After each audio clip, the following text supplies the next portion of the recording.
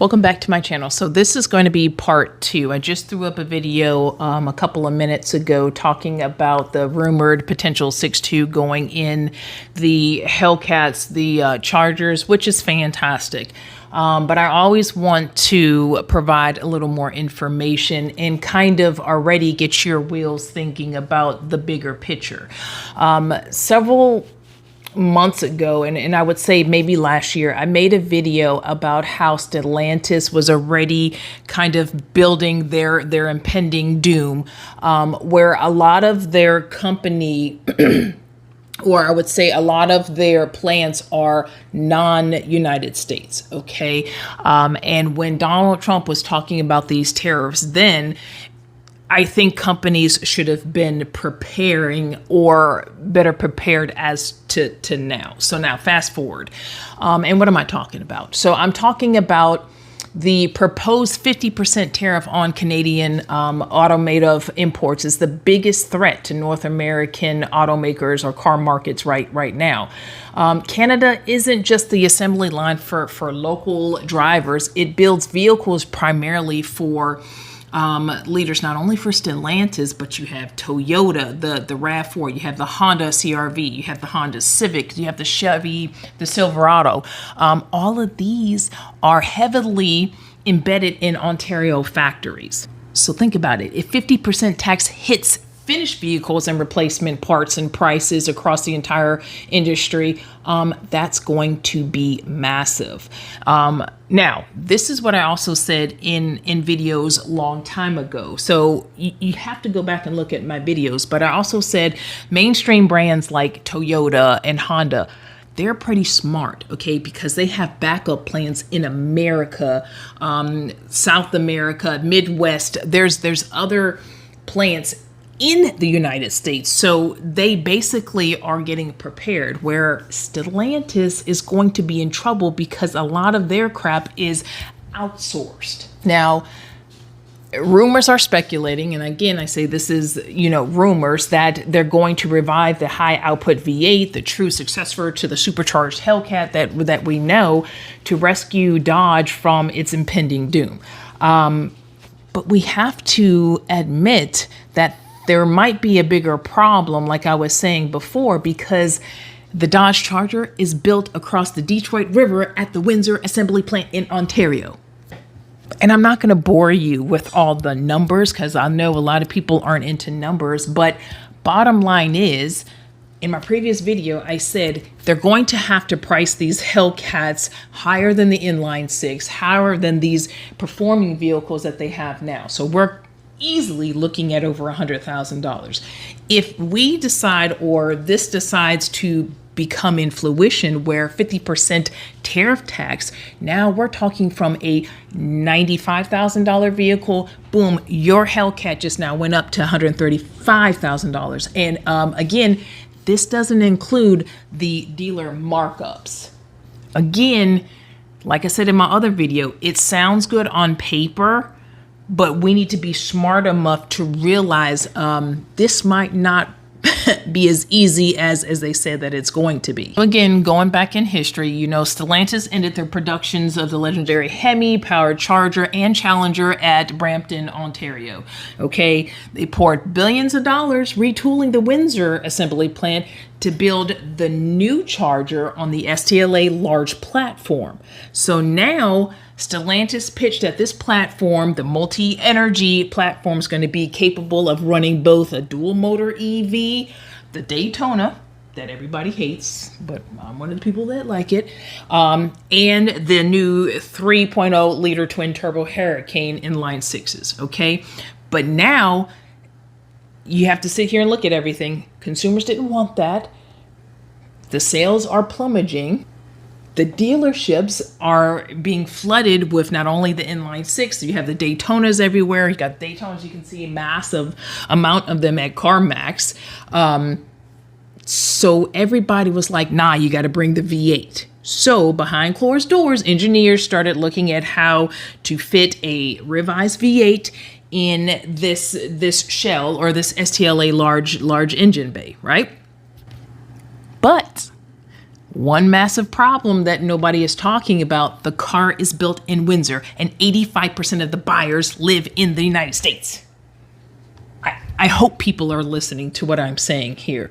So again, if you are one of these people that thinks that the 6.2 is going to be the savior to Dodge, and maybe it is, maybe I am wrong.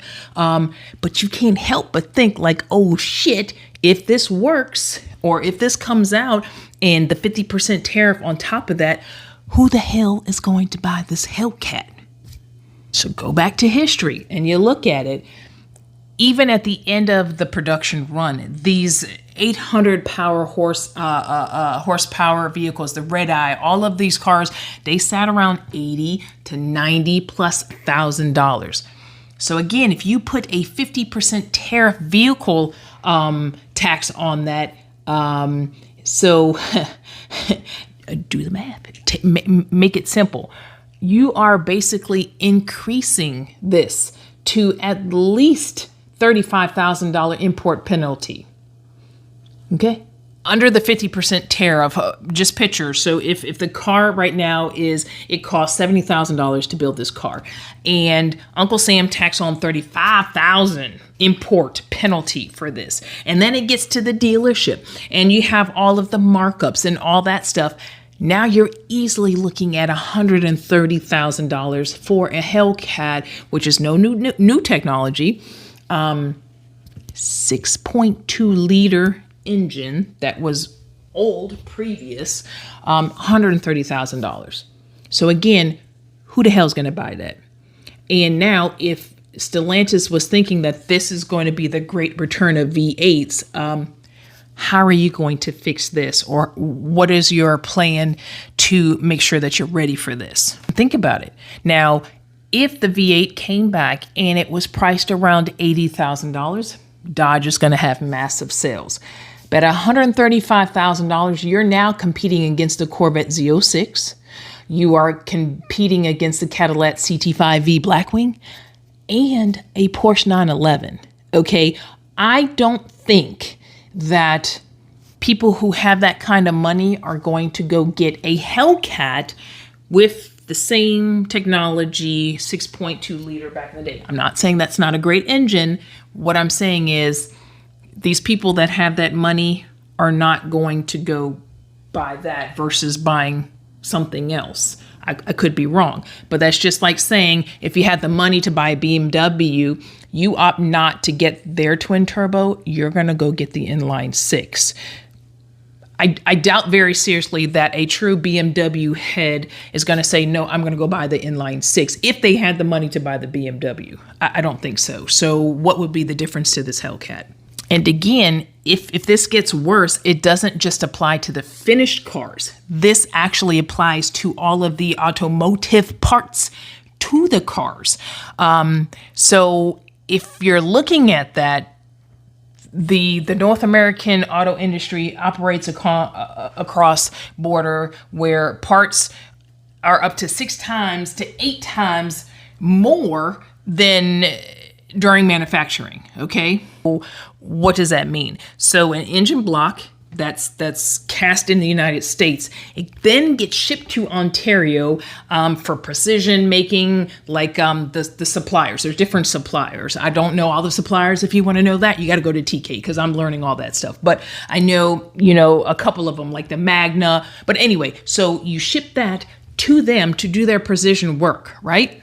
Once you get done with that, they ship it back to the U.S. engine plant, like Michigan or Indiana, for all of the sub-assembly stuff, triggering the tariffs, the part tariffs. And then what happens once that's done, it goes back to Canada. It goes back to like the Windsor plant. And that's when they drop this big crate in the Dodge Charger in this large platform. So when you're looking at it, the back and forth, the finished car is going to cost a lot of money. So it's loaded onto the carrier, it's shipped right back across the border into Detroit, triggering the 50% completed vehicle tariff.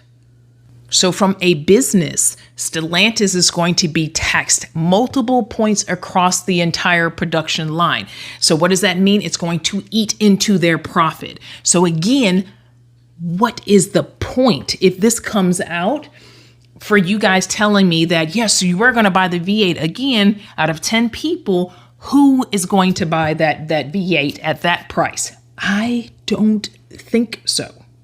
So literally looking at it, Stellantis has three moves. The first one would be to completely move the muscle car production to the United States. Now, again, like I said in my previous video, that's going to take some time. So that's at least going to take about 18 to 24 months. That's a lot of money because they're going to have to retool. Now, they're going to have, just like we saw in the Windsor shutdown, they're going to have to retool and completely reconstruct that to be able to do that for that V8.